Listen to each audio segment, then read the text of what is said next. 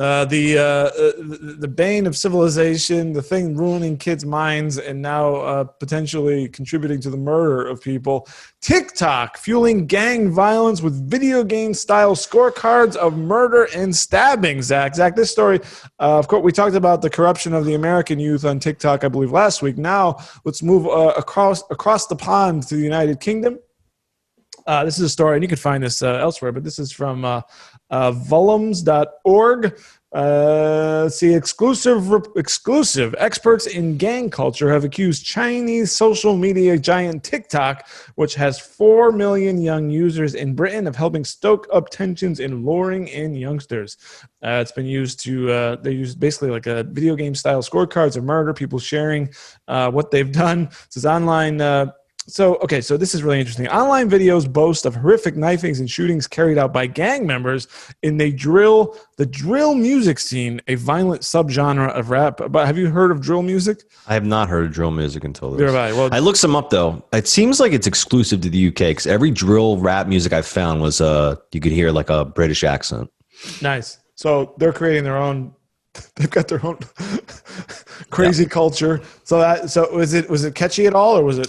Yeah, I like that. I'd probably listen to it. Okay, so we'll see Zach. I was into it. We'll see Zach getting into drill music and posting his TikTok scorecard. Actually, let's. But yeah, my scorecard will be like the most mundane shit. Though it'd be like this, like murderous rap, like gangster rap, and it'll be like 1, cleaned the dishes, like 2, fixed the faucet, picked up my dog's poop. Yeah. So thuggish lyrics and slick drill rap videos have been linked to an explosion of murders across the UK's inner city. So you could throw up this picture, Zach, which shows basically shows what people post, and you can see this. Now, this one seems to also it doesn't seem, as you scroll through here, as we talked about, similar to the Rittenhouse situation. This, but also doesn't seem to. It seems to cross racial lines as well. There's both black and white getting involved in this nonsense. Now, look at some of this. This language is a little weird here. So I looked up. So like you could see banged up, chinged, bored. Stabbed. We know what stabbed is. Well, how about this? Made incog. Maybe I don't know if that's killing. Did you notice this? Drenched. Mm-hmm. Did you notice what it's yeah, I don't know what it meant, but like I just figured it was like new slang for. Yeah. So chinged. So I looked this up on Urban Dictionary. Chinged means a London drill. So it's from this. This must be part of the subculture and the rap. Mm-hmm. It's saying used to describe stabbing someone. For example, did you hear Bonnie's dad got chinged? I don't know. And so we got another one. Chefed, same deal. It's another. Maybe like a chef knife. You got chefed. I don't know. Oh yeah. And then drenched is another one. Maybe drenched with blood, I would imagine. Yeah. So strange there. So here basically stabbings, killings, and posting it on TikTok. And you could certainly, we'll share this article, but put Yoshi on life support, stab Ricky in the spine and left him paralyzed. I mean, this is crazy stuff, Zach. Yeah, it's fucked up. To what extent? It's almost too hard to believe. Like, why would criminals actively put their crimes on social media for like the police to see? Does that make sense to you? It doesn't, but this is nothing new though, right? I mean, people would brag about this stuff. I think this is how you get, I guess, credibility. So yeah, we've been having, there has been violence and killing and everything in every kind of music for a very long time. Yeah. You know what I mean? Generally it's usually the more like fringe versions of music, like drill rap is very hardcore rap. You talk about like death metal. There's a lot of violence in like death metal music. You're not going to hear it in like country music, unless it's someone keying someone's car or some shit because she cheated on you or took your truck with your dog. I don't know. Yeah. But also, I don't know if it's real, but like in Breaking Bad, they had there was that subgenre of Mexican music that was about killing and gang violence. You remember that? Yeah, I do. So there's always been glorification of violence in media. It almost wonders if you think like all this stuff started because these drill rappers were just trying to get cred, like you said, and like make their lyrics seem legit, and then maybe it just took off and people started taking it seriously and actually started committing crimes and doing it that way. Yeah, you know what I mean? Like it didn't actually start out being serious, but it ended up like taking on a whole form of itself. That's a good point. So like, I guess back in the day, you had like a radio, or then you could sell like a vinyl record, and then tapes, CDs, and then came along like MySpace and stuff like that. And I guess or certainly television as well. So you're saying basically this has always been going on, and this is just another version of it. Yeah. I think the biggest thing in this article that stood out to me was the quote from Dr. Simon Harding. He's from the National Center of Gang Research at the University of West London. Apparently that's like a position there. Yeah. But it said previously, to be part of a gang, it used to be that you would have to actually live on the estate and associate with a group of gang members. And now with social media, you can hook up with a gang, be recruited by a gang, be groomed by a gang, all virtually without living anywhere near the same estate. I think that's the most dangerous thing in this whole article, was because it seemed like gangs were people like from certain neighborhoods. Right. You know what I mean? Where it started out like, it's not just black gangs. It seems like a lot of people you see in these videos were black, but like think about like the Italian mafia, right? That's a gang. Yeah. That just commit all kinds of violent acts, right? That usually pops up from these little Italian suburbs, right? Or the Irish mafia, the same thing. You get these little Irish suburbs that start a gang because they're in this community together, right?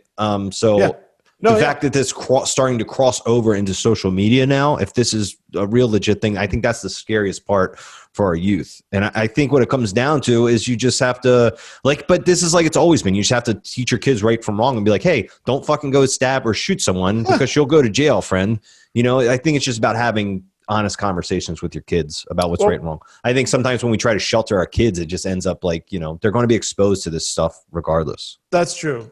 But what about what about the potential? I mean, social media is. I participate just like anyone else, but I would call it kind of a low-level drug in a sense where you get a. I don't know if high is the right word, but you can get a high, if that's the right term, for getting lots of likes, retweets. Yeah, it's addictive. Positive replies. So what extent, I mean, even going back to like last week's example with trauma porn and then into this, the person who, and I do wonder now, just side point too, how much of this is actually true? Are people just bragging about things that they didn't do? But for those who do think, if I go and I stab someone and I post it on TikTok, I can get a lot of likes, retweets. People I can, get credibility. We all have that in us, right? So, and what do we do about that? I mean, because that it's not just about this; it's about the way our brains kind of react to social media. Yeah, I mean, why is it even shared in the first place? Why do you want to share something of someone getting stabbed? I don't know.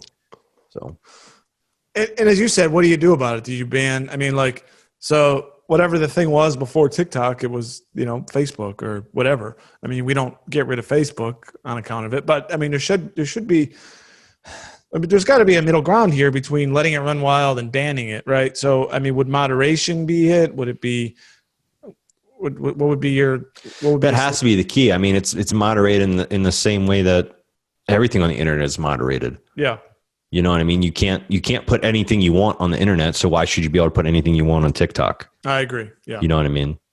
It's really, this is strange. This is one of the, this is just really bizarre to me. It's strange. It's almost too hard to it's almost too hard to believe. You know what I mean? That this would actually exist. Yeah, and that's why I was thinking. I don't know what the ratio of like when someone posts like 10 things in their TikTok of all the people they stabbed or shot or killed. That's why I was kind of hinting. Well, some of this could be fake, but there are real victims of this too. There are real victims, just like a fake phenomenon or something where people are, where it's like it's like a virtual gang kind of a thing, but it is real. I mean, there are real victims here. It's crazy.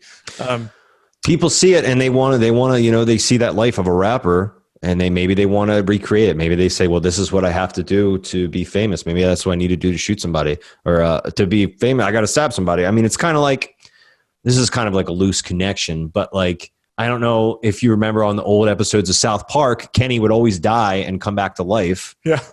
Right. There was a story back when that happened a long time ago where like a kid actually like jumped off a building because he thought that he would come back to life because Kenny always came back to life in South Park. Oh. You know what I mean? So we're sponges, we think everything's real and we take it all in. It's well, it's just like that age-old debate about violent video games, right? Does it make kids does it make them more violent or not? I don't know the answer. I know that certain things, certain kinds of media, it's hard for some kids to understand it and contemplate, separate what's fake from what's real. That's just an ongoing struggle. But this is so strange. Yeah. I just this is a fascinating story. Maybe we can link to this. Yeah, I think Snapchat is the one social media platform that I think is the most dangerous because everything disappears within, what is it? I don't have Snapchat, so I don't know. But you send someone something and they have a certain amount of time to look at it, but then it disappears forever. Yeah. You know what I mean? So like, I think that's the most dangerous. You can send someone anything and then it goes away. Right. Yeah, coordinate God knows what, right? You know what I mean? Like if there's like a pedophile out there and sending a little kid a picture of his junk or something like that, like that's going to go away in 10 seconds or whatever that may be. You know what I mean? Like things like that, or in this case of violence, like if he sends like a TikTok, if like a gang member sending something to like a fellow gang member, like, hey, look at this guy I just stabbed. Like the evidence is gone in 10 seconds. So have we found the one app you're willing to ban? Yeah, maybe.